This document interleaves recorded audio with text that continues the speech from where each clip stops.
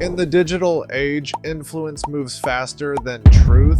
It travels at the speed of spectacle. And no figure has embodied that more completely, more dangerously than Andrew Tate. He wasn't built in boardrooms or grown in studios. He was born in the trenches of reality television, online hustling, and viral masculinity. A self-declared top G who sold an image of ultimate power, wealth, and control. For millions, he became a symbol. For others, a warning. Today, Andrew Tate stands not as an icon of invincibility, but as a living example of how fast an empire built online can start crumbling offline. Before the Bugattis and the private jets, Tate was simply a fighter. A 4-time world kickboxing champion who, despite a respectable record, was largely unknown outside of niche sports communities. His first real taste of mainstream attention came in 2016 through reality television, Big Brother UK.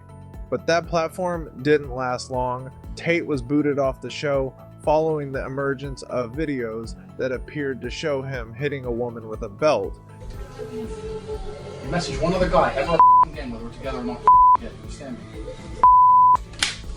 Do you understand me?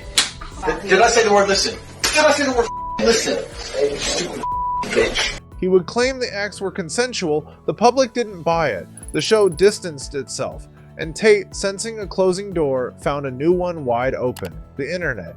Instagram, YouTube, Twitter, TikTok. He leaned into controversy, said what others wouldn't, played the villain on purpose, because in the digital world, being hated is better than being invisible. He sold not just masculinity, but a dream. Escape the matrix, get rich, live without rules, be feared, be untouchable, and it worked brilliantly. For a time, Tate's online school, Hustlers University, became his next major move.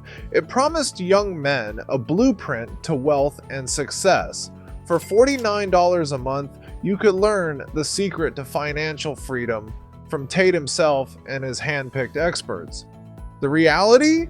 Critics and eventually former members described it as a multi-level marketing scheme. Affiliates were incentivized to promote Tate aggressively, flooding social media with clips of his most extreme sound bites, ensuring his brand went viral. Hustlers University wasn't just a course, it was a machine designed to dominate timelines through saturation. In Hustlers University 2.0, we teach about fast money. I don't teach you how to save more money in a stagnant pool, because that's the way you're listening. If you do that, you're always going to be poor. Documentaries like Vice's The Dangerous Rise of Andrew Tate uncovered deeper layers. Interviews with former affiliates and insiders painted a grim picture: exaggerated promises, recycled content, financial exploitation masked as mentorship. Still, the money flowed in, the followers grew, the myth expanded, and then the allegations started catching up. In December 2022, Romanian authorities raided Tate's Bucharest mansion. The charges were severe: human trafficking, rape, and forming an organized crime group to exploit women. According to investigators, Tate and his brother Tristan were accused of luring women with promises of love and wealth, and what prosecutors call the lover boy method, before coercing them into working in their webcam business under abusive conditions. Tate denied everything. He framed the charges as a conspiracy, an attack on a man too powerful, too independent. He told his followers he was being punished for speaking the truth. But evidence began to mount. Testimonies leaked, voice notes surfaced, chilling recordings where Tate allegedly admits to acts of coercion and control. Documents described how women were allegedly psychologically manipulated, isolated, and made dependent. Despite his bluster online, the courts didn't seem impressed. Tate spent months in Romanian detention, granted house arrest, only later under strict conditions.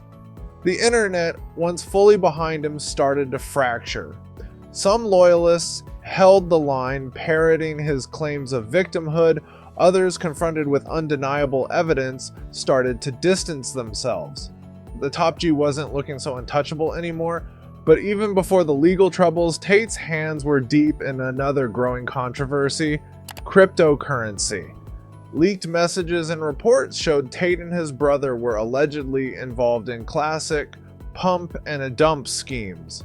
The blueprint was simple: buy into a low-value cryptocurrency, hype it to followers under the pretense of community and opportunity, inflate its price, and then sell their shares at a massive profit, leaving their followers holding worthless coins. One of the most cited examples involved a project called DADDY Coin. Tate allegedly encouraged fans to invest heavily while privately discussing plans to abandon the coin once profits peaked. Crypto watchdogs and investigative journalists raised alarms, but by then, the damage had been done. For thousands of young fans, chasing Tate's success story ended in financial ruin. Tate didn't address these allegations directly. He rarely does. Silence has become his shield. Deny nothing, clarify nothing. Let the spectacle distract from the substance. And in the middle of all this, Tate set his sights on a new enemy: Elon Musk's X, formerly Twitter. In early 2024, it was reported that Tate was preparing legal action against the platform, alleging shadow banning, suppression of his content, and unfair bias against him. His claim? That X had promised free speech under Musk, but was still secretly throttling controversial voices like his. Ironically, Twitter was one of the few platforms that welcomed Tate back after his bans elsewhere. But in Tate's worldview, anything less than full dominance is censorship. Anything short of viral reach is an attack. Legal experts suggest the case is weak. Social media companies have broad discretion over content moderation, even under free speech banners. But for Tate, the lawsuit isn't about winning, it's about narrative, about reinforcing the idea that he is the system's greatest threat, and narratives have always been his real currency. The myth collapsing in real time. In the viral documentaries that dissected Tate's rise and fall, a common theme emerges: the divide between the man and the myth. In Vice's expose, you see glimpses of Tate's real world, not the Lamborghini filters or the cigar smoke speeches, but the paranoia, the need to control the narrative, the fear tucked carefully behind bravado. BBC investigations revealed former associates who described Tate as manipulative, insecure, and obsessed with loyalty. Not loyalty earned through respect, but demanded through fear. The Tate seen in the documentaries isn't a mastermind. He's a man trying desperately to maintain an empire built on quicksand. And the cracks are showing. Andrew Tate isn't just a story about one man's rise and fall, it's a story about the internet itself, about how platforms reward extremism, how young men seeking purpose can be weaponized, and how easily the aesthetics of wealth and strength can hide deep rot.